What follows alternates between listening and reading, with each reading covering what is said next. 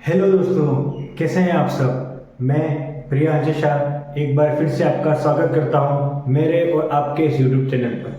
जैसा कि दोस्तों आप सबको पता है, यूनिवर्सिटी के एग्जाम शुरू हो चुके हैं। तो आज मैं लाया हूं फर्स्ट ईयर बीएड वालों के लिए, यानी कि बीएससी बीएड जो फर्स्ट ईयर है और बीएससी सेकेंड सेमेस्टर है, जिनका सिलेबस आजकल एनईपी जो न्यू एजुकेशन पॉलिसी है उसके अकॉर्डिंग जो है पेपर पैटर्न और जो भी क्वेश्चन आंसर है वो रहेंगे। तो आज हम देखेंगे कि पेपर सेकेंड यानी कि जो एग्जाम का जो सिलेबस उन्होंने दिया है उसके आधार पर किस किस टाइप से क्वेश्चन बन सकते हैं। तो चलिए दोस्तों वीडियो स्टार्ट करते हैं। और उसके लिए पहले सबसे पहले आप लाइक कर दीजिएगा और साथ साथ आपको कोई टॉपिक समझ में नहीं आए तो मुझे बोल दीजिएगा, मैं उसकी भी वीडियो बनाकर अपलोड कर दूंगा। तो चलिए स्टार्ट करते हैं। यूनिट 1 से लेते हैं। यूनिट फर्स्ट में आपके पहला दे रखा है, कुछ टॉपिक दे रखे हैं। ये जो यूनिट है ये आपका पूरा के पूरा जो है वो क्लास 12 यानी कि 12th क्लास के ऊपर बेस है, यानी कि 12 भी है और कुछ कुछ जो है वो 11 का पार्ट भी है। मतलब 11वीं और 12वीं की दोनों के बेसिक जो है वो दे रखा है। ठीक है, एक दे रखा है रेजोनेंस यानी कि जिसको बोलते हैं अनुनाद, हाइपर कॉन्जुगेशन यानी कि अति पर संयुग्मन, इंडक्टिव इफेक्ट, ट्रेनिंग प्रभाव, इलेक्ट्रोमैग्नेटिक इफेक्ट, एरोमेटिसिटी यानी कि एरोमेटिकता। तो ये जो क्वेश्चन है वो खाली डायरेक्ट दिए हुए आएंगे आपको कि रेजोनेंस को डिस्क्राइब कीजिए या हाइपर कॉन्जुगेशन को डिस्क्राइब कीजिए या इंडक्टिव इफेक्ट को डिस्क्राइब कीजिए। जो बी पार्ट में सी पार्ट में क्वेश्चन वो डायरेक्ट आएंगे, हिंदी में आएगा कि अनुनाद को टिप्पणी कीजिए, ये सब उसके अंदर आएंगे। और पार्ट ए के अंदर बात करते हैं तो आपको किसी भी एक की कंपाउंड की दे देगा और कहेगा कि रेजोनेंस स्ट्रक्चर बने, जैसे कि आपको दे देगा CO3 2- की स्ट्रक्चर बनेगी, कार्बोनिल की स्ट्रक्चर बनाएंगे या बेंजीन के अंदर जो है वो अनुनादी संरचना बनाएंगे। ऐसे अलग अलग करके कोई भी दे देगा। या फिर एक ट्रेनिंग प्रभाव के अंदर भी क्वेश्चन बन सकता है कि निम्न में से किसके अंदर इंडक्टिव इफेक्ट ज्यादा होगा, तो वो सिंपल सा है, जिसका -I इफेक्ट ज्यादा होगा उसका इंडक्टिव इफेक्ट ज्यादा होगा। इस प्रकार के जो क्वेश्चंस हैं वो डायरेक्ट आपके दिए हुए आएंगे। और पार्ट ए के अंदर आपको कार्बोनिल है या बेंजीन है या और भी कोई है, एनिलीन है, उन सब की स्ट्रक्चर बनाने के बारे में आप लोगों को कहेगा कि इसकी अनुनादी संरचना बनाइए। तो ये तो हो गया यूनिट 1 के ऊपर वाले फर्स्ट पार्ट का। और नेक्स्ट चलते हैं सेकंड पार्ट के अंदर। सेकंड पार्ट के अंदर एक चीज दे रखी है आपके एरो डिस्क्रिप्शन दे रखा है, एरो और types of reaction, intermediate reaction mechanism, ये सारा दे रखा है। इसके अंदर भी कोई नहीं है एरोस, आपने एरोस पढ़ चुका है। एक होता है सिंगल एरो, ठीक है, जिसको इसे डिनोट करते हैं यानी कि रिएक्टेंट से ये होता है रिवर्सिबल एरो के बारे में। एक होता है ऐसे हाफ सेडेड के बारे में जो फ्री रेडिकल के अंदर बनता है। ऐसे अलग अलग एरो के बारे में आपको पूछेगा कि ये एरो किस चीज का है। सिंपल सी परिभाषा की हाफ कवर एरो किसको डिनोट किया जाता है, तो वो किसको दिए जाते हैं, मुक्त मूलक यानी कि फ्री रेडिकल जो होता है उसको डिनोट करता है। टाइप्स ऑफ रिएक्शन के अंदर आपकी रिएक्शन है वो आपने 11वीं और 12वीं क्लास में पढ़ लोगे। कौन सी, एडिशन रिएक्शन, उसके बाद displacement reaction, double displacement reaction, संयोजन, विलोपन, डिसोसिएशन, प्रतिस्थापन, उस टाइप की रिएक्शन के बारे में है। हाँ, ये जो है आपका है इंटरमीडिएट। ये जो थोड़ा सा यहाँ पर इंपोर्टेंट पॉइंट बनता है part A, part B, part C सबके लिए।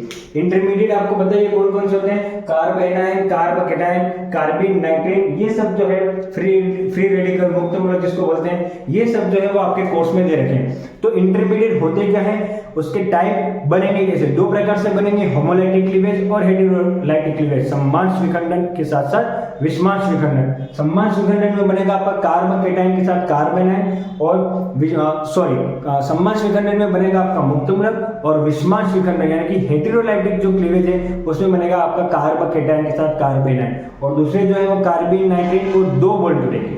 ध्यान रखना कि जो आपके 3 है, carb cation, carb anion, free radical, उसमें एक ही स्टेप में हो जाता है और कार्बिन और नाइट्रेट में 2 स्टेप होंगे, उसके अंदर काम आपका चलेगा।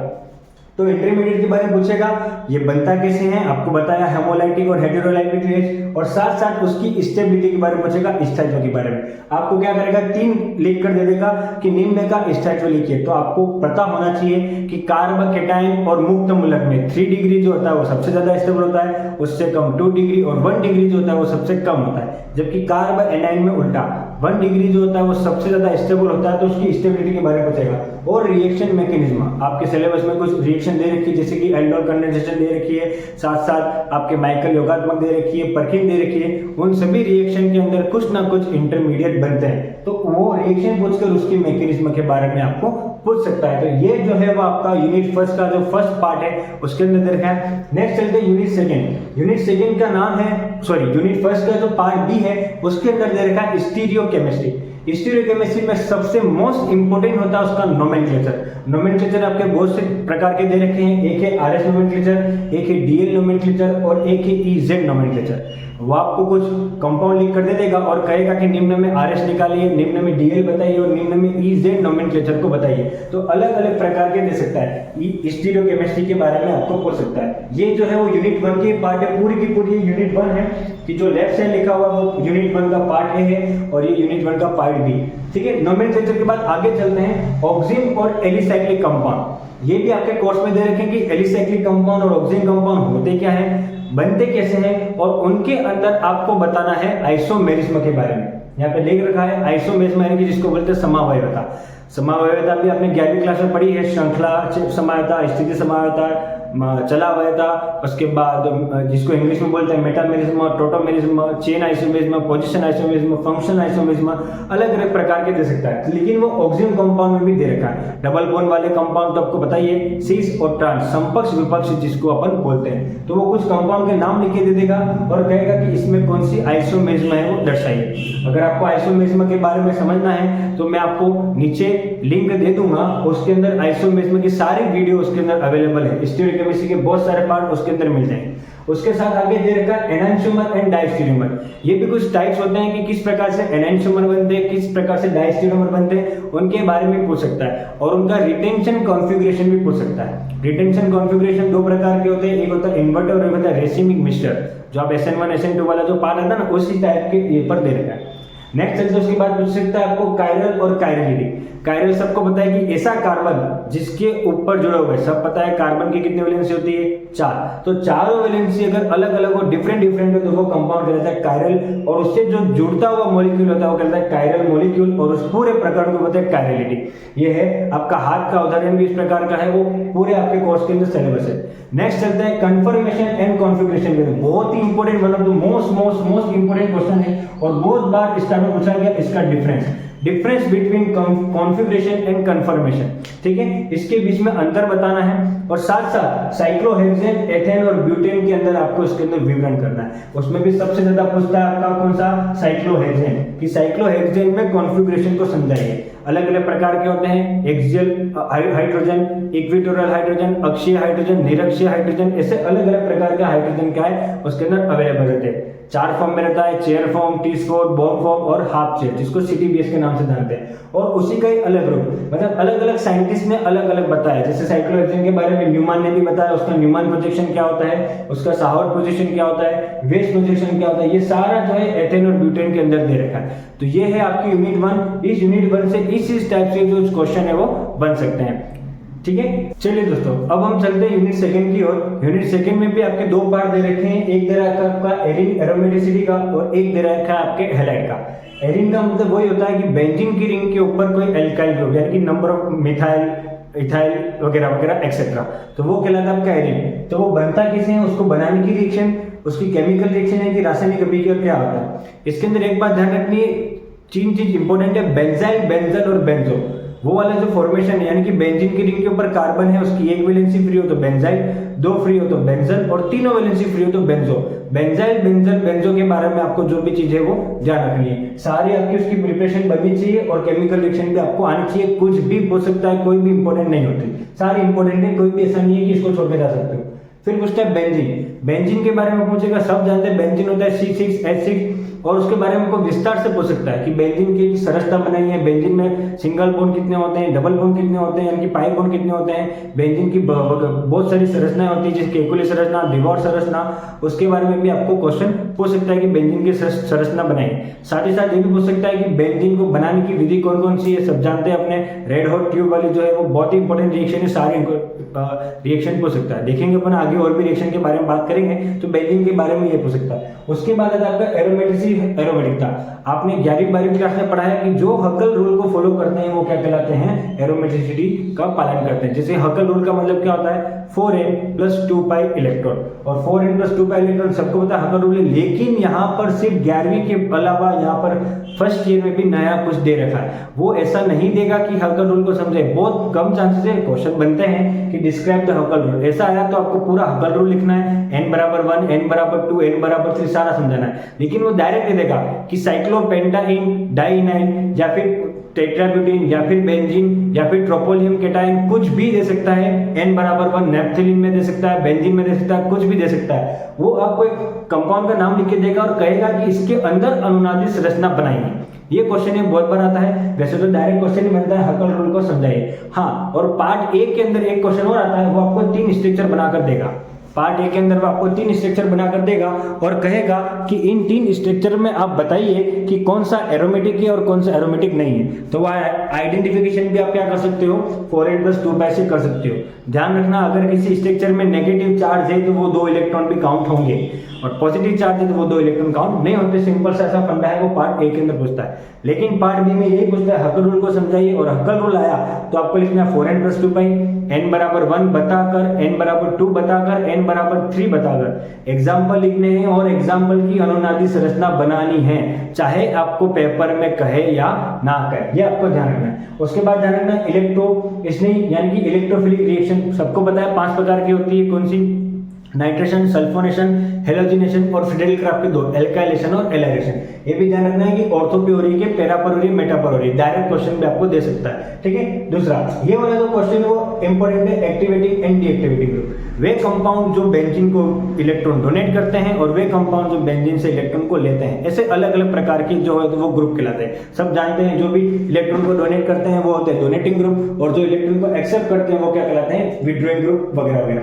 हाँ, यहाँ पर ऐसा क्वेश्चन बनता है और आपको उसको डिस्क्राइब करना है। क्वेश्चन ये बनेगा कि फिनोल है वो ऑर्थो और पैरा डायरेक्टिव होता है, यानी कि डिस्टकारी होता है, और जो मेटा होता है वो इनडायरेक्टिव होता है। ये क्वेश्चन आपको पूछेगा।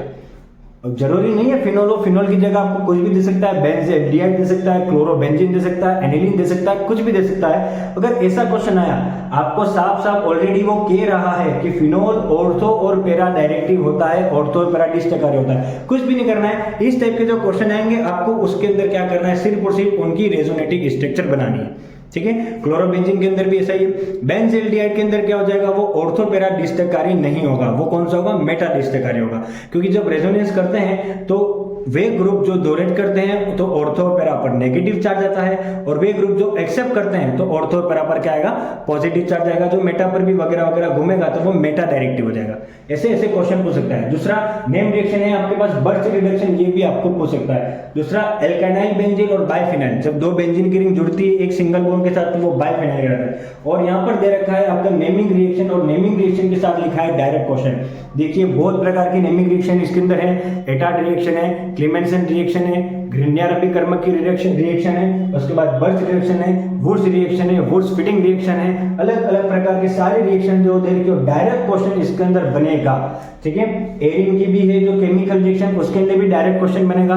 उसके बाद रेड हॉट ट्यूब वाली भी रिएक्शन है, one of the most important ozonolysis reaction. ध्यान रखना, ओजोनोलाइसिस रिएक्शन बहुत बार पूछी गई है एरिन के अंदर। ओजोनोलाइसिस का मतलब क्या होता है, O3 से क्रिया, बिल्कुल से डबल बॉन्ड जुड़ता है, ऑक्सीजन दोनों तरफ जुड़ते हैं वो वाले।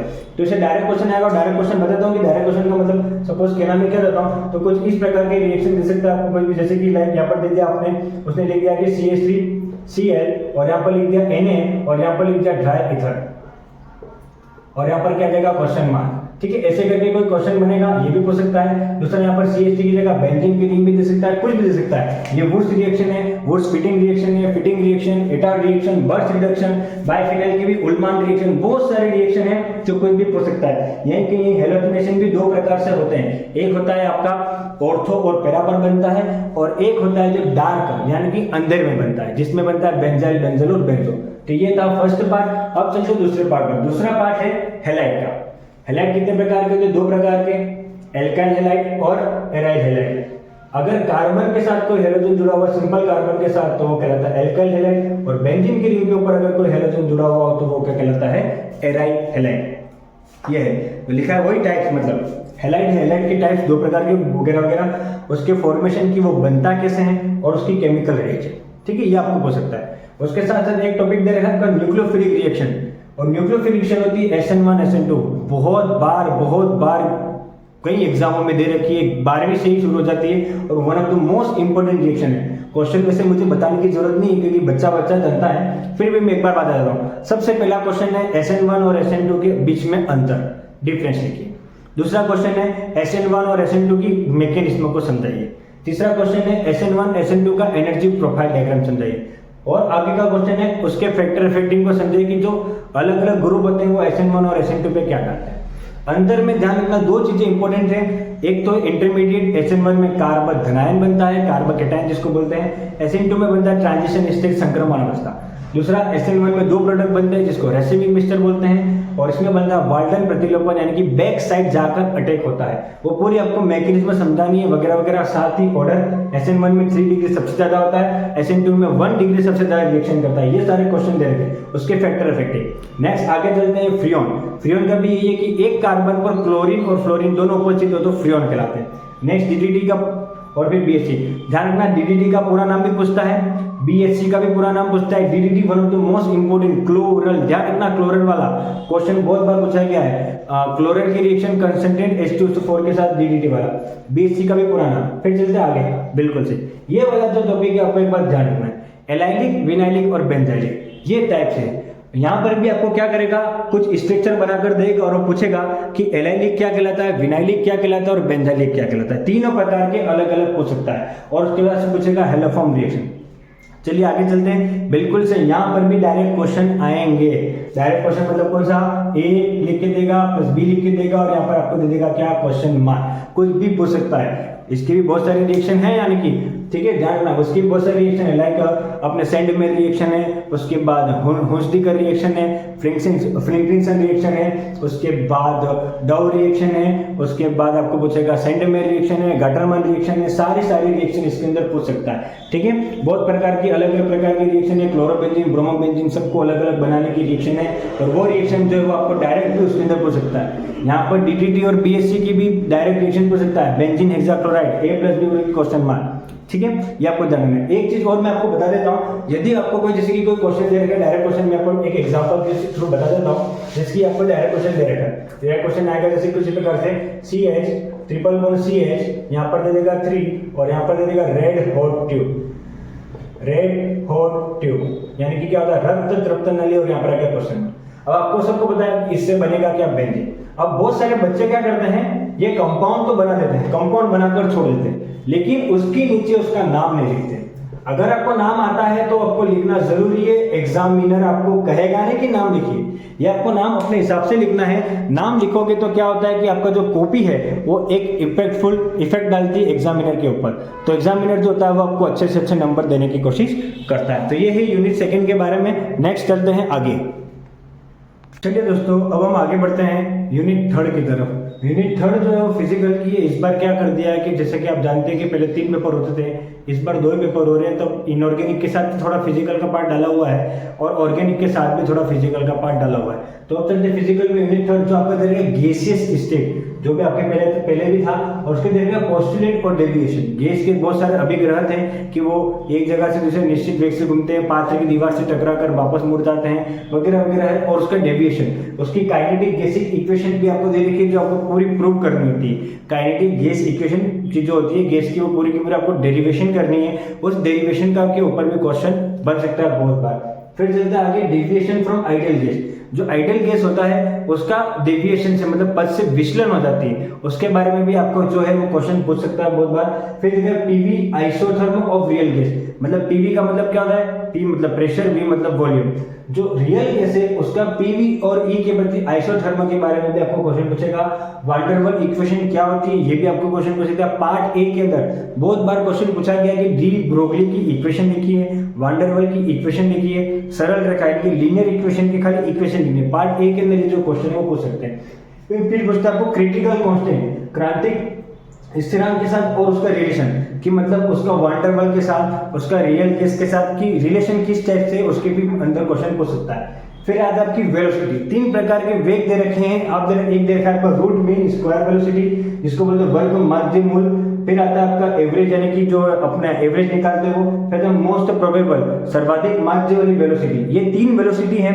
इन तीनों वेलोसिटी की डेरिवेशन भी पूछ सकता है, या फिर आपको एक न्यूमेरिकल देगा और कहेगा कि आपको इसकी रिलेशन की जो वेलोसिटी है वो निकालनी है। मान आपको दे रखे होंगे, आपको बस फार्मूले में पुट करना है और आप एक वेलोसिटी से निकालकर दूसरी और तीसरी वेलोसिटी पे आसानी से निकाल सकते हो।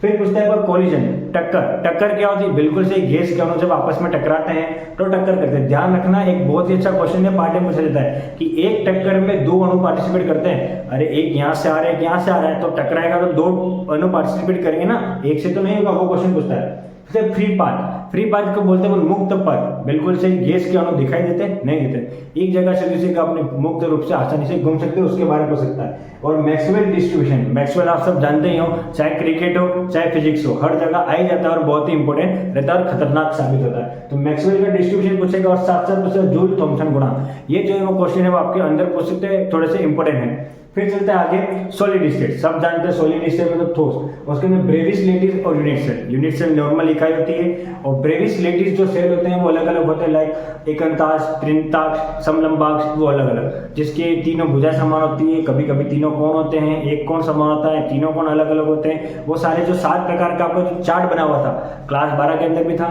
वो वाला क्वेश्चन आपको पूछेगा। फिर आपके टॉपिक है लॉ ऑफ क्रिस्टलोग्राम। बिल्कुल से लॉ ऑफ क्रिस्टलोग्राम के अंदर क्या है कि जो क्रिस्टल है उसको स्टडी करने के लिए कुछ लॉ जो है वो दिए गए, अलग अलग लॉ है, पहला लॉ है, सेकंड लॉ है, थर्ड लॉ है, कोई भी लॉ आपको पूछ सकता है, वो आपको ध्यान रखना है। उसके बाद आपको पूछेगा NaCl कैसे। बिल्कुल से लॉ नहीं जानकर ही आपको स्ट्रक्चर के बारे में पूछ सकता है, ठीक है, कि मतलब जो स्ट्रक्चर है NaCl KCl की, उसका डिटर्मिनेशन करना है उन लॉ के आधार पर, वो आपको दिया हुआ होगा, उसके अंदर मिला होगा। फिर कोलाइडल स्टेट और क्लासिफिकेशन। बिल्कुल से कोलाइडल स्टेट सब जानते हैं, जिसके आकार का कण 1 नैनोमीटर से 1000 नैनोमीटर के बीच में होता है, वो कहलाता है कोलाइडल कण या कोलाइडल उसकी स्टेट। उसका क्लासिफिकेशन, बहुत प्रकार के अलग अलग क्लासिफिकेशन होते हैं। एक प्रकार से जो विलियन है उसके जैसा ही है, बस नाम थोड़ा अलग है। वहां पर विलियर विलायक है, यहाँ पर परिक्षिप्त प्रावस्था, डिस्पर्सन मीडियम और डिस्पर्सन फेज, जिसको अपन बोलते हैं प्रक्षेपण माध्यम। फिर सॉलिड इन लिक्विड, मतलब किसी लिक्विड को सॉलिड में कर। देखो ध्यान से सुनना, ये जो दोस्तों ये जो चीज है ना वो सारा पहले एक ही चैप्टर के अंदर है, ठीक है, मतलब आपको पहले एक ही चैप्टर के अंदर दे रखा था, अब क्या कर दिया है कि इसको अलग अलग पार्ट में डिवाइड कर दिया गया। सॉलिड इन लिक्विड को अलग दे रखा है, इमल्शन को अलग दे रखा है, जेल को अलग दे रखा है, लेकिन सब है एक ही कोलाइडल स्टेट के अंदर ही आते हैं। सॉलिड इन लिक्विड अगर बोलता है तो सॉल्ट, गोल्ड नंबर क्या होता है, डेफिनेशन आपको पूछ सकता है। हार्डी शूज रूल आपको पूछ सकता है, वो भी आपको लिखा है। इमल्शन क्या होता है ये भी पूछ सकता है। जेल क्या होते हैं और इन सबको बनाने की विधि, मतलब क्या है, जैसे कि सोल है, इमल्शन है, जेल है, इनको बनाने की विधि, ये होते क्या है, इनकी प्रॉपर्टीज बहुत सारे दे रखी होती है। और एप्लीकेशन ऑफ कोलाइड, बहुत सारे कोलाइडल के एप्लीकेशन है, लाइक टिंडल प्रभाव है, उसके बाद पेप्टिकरण है, उसके बाद उसको साफ करने की विधियां हैं, ब्रीडिंग आर्क विधि है, उसको बनाने की विधि है, जिसकी उसकी प्रॉपर्टीज अलग अलग। जैसे कि आपको देखने को मिलेगा, एक चार्ट आता है कि कोलाइडल स्टेट कितने प्रकार के होते हैं, सॉलिड में, सॉलिड लिक्विड में और सॉलिड गैस में। वो जो अलग अलग चार्ट बने हो ना आपके विलियन में बना था, वैसे कि सॉलिड में घुलेगा, लिक्विड सॉलिड में घुलेगा, गैस सॉलिड में घुलेगा, ठीक उसी प्रकार सॉलिड लिक्विड में घुलेगा, लिक्विड लिक्विड में घुलेगा और लिक्विड लिक्विड में घुलेगा, गैस लिक्विड में घुलेगी। ऐसे अलग प्रकार के, मतलब जो मीडियम है आपका डिस्पर्सन मीडियम, परिक्षेपण माध्यम, एक बार सॉलिड रहेगा, एक बार लिक्विड रहेगा, एक बार गैस, तो वो जब घुलते हैं तो उसके अलग अलग टाइप्स के कोलाइड बनते हैं। एक कहलाता है सॉल, एक कहलाता है इमल्शन, एक कहलाता है जेल, एक कहलाता है पैरासोल, और अलग अलग वो अलग अलग टाइप्स के आपके टिंडल इफेक्ट भी है। सारा प्रकार का जो कोलाइडल स्टेट के बारे में आपको चैप्टर है वो पूरा के पूरा दे रखा है। तो दोस्तों ये हमने देखा यूनिट फर्स्ट, यूनिट सेकंड और यूनिट थर्ड के किस टाइप के क्वेश्चन आ सकते हैं। मैंने आपको वो बताया कि जो ज़्यादा इंपॉर्टेंस है, और ये नहीं कि इसके अलावा कुछ आएगा, इसके अलावा भी और कुछ आ सकता है। टॉपिक ये है कि बस इस टॉपिक से घुमा फिरा के क्वेश्चन कैसे भी आ सकते हैं। ध्यान रखना, केमिस्ट्री में पत्ते नहीं भरे जाते हैं, पत्ते भरने से नंबर नहीं आते हैं, एकदम कंसेप्ट आपका क्लियर होना चाहिए और डायरेक्ट क्वेश्चन होना चाहिए। ठीक है दोस्तों, ये था आपका पेपर सेकंड ऑर्गेनिक का। और आपको साथ साथ में जो भी टॉपिक समझ में नहीं आ रहा है मुझे नीचे कमेंट बॉक्स में बताते रहिएगा, मैं आपको उसकी वीडियो अवेलेबल कराता रहूंगा। तब तक के लिए पढ़ते रहिए, बहुत बहुत धन्यवाद।